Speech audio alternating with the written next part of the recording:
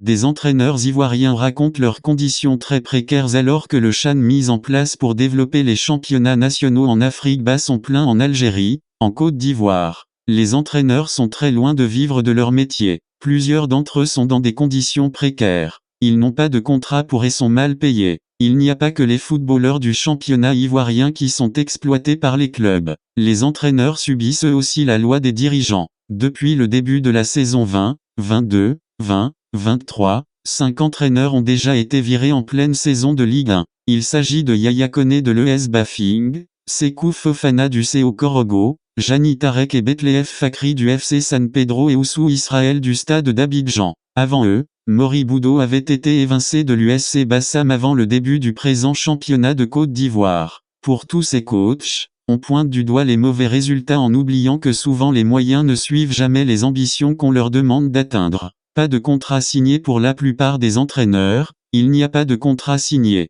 juste des accords tacites avec les clubs et des forfaits financiers en lieu et place de salaires en bonne et due forme. Mori Boudo a vécu cette situation avec amertume. Il nous la raconte la gorge presque nouée. Je suis arrivé à l'USC Bassam en 2016. À l'époque, le club était 9e du championnat de Ligue 2 sur 12 équipes. J'ai réussi à le faire monter en Ligue 1. Et donc depuis 2017, j'ai été fidèle sur le banc, j'étais payé correctement à un moment et les résultats étaient bons, explique-t-il avec fierté dans un premier temps. Arrive ensuite le temps des regrets. Le récit de Mori Boudo prend une tournure dramatique. J'ai toujours été très bien avec tout le monde au club. J'ai donc voulu avoir un contrat longue durée au lieu de signer une année chaque saison. J'ai demandé à mes dirigeants de revoir mes émoluments qui étaient d'un peu plus de 765 € le mois. J'avais confiance que ça se ferait puisque je travaillais bien. J'avais maintenu le club dans l'élite pendant 5 ans. Hélas, j'ai dû déchanter très vite. Le président et le président délégué ont opposé un non catégorique à ma demande. J'étais meurtri. À partir de là, l'atmosphère au club a commencé à être polluée. J'ai donc décidé de partir après 6 ans passés sans véritable contrat.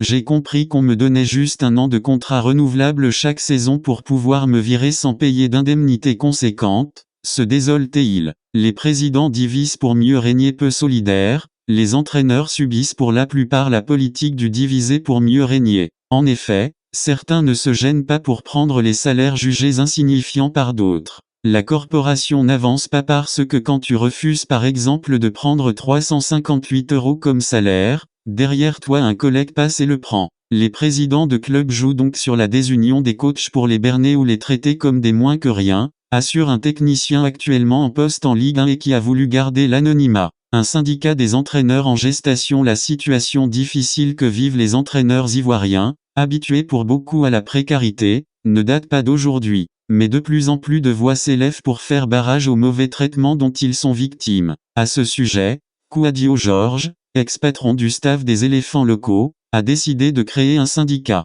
Le syndicat des entraîneurs de Côte d'Ivoire va naître pour défendre les droits des entraîneurs. Nous ne sommes pas pris au sérieux et ça dégrade notre image. Aujourd'hui, les clubs se séparent des entraîneurs comme d'une vieille chemise dont on n'a plus besoin. Ce n'est pas normal. Pour beaucoup, les contrats n'existent pas ou sont très mauvais car ils savent que la demande est forte par rapport à l'offre. Tout ça doit changer, affirme avec force l'ancien sélectionneur intérimaire des éléphants en 2010. Sans Séverin. Source, Sport News Africa.